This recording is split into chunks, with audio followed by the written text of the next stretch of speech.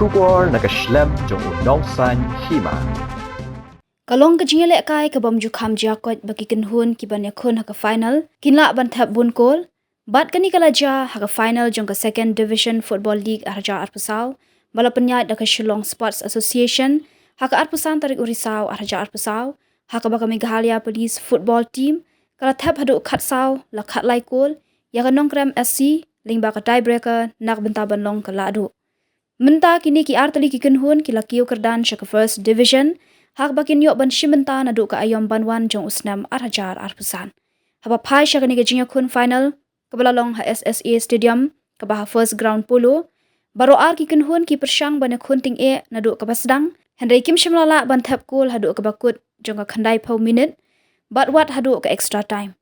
Data hadu bakila penya shoot da ka tiebreaker baka MLP kalala bantam da khatsau la khatlai kul ya kaliang persya nak benta banyo jingjob sendan.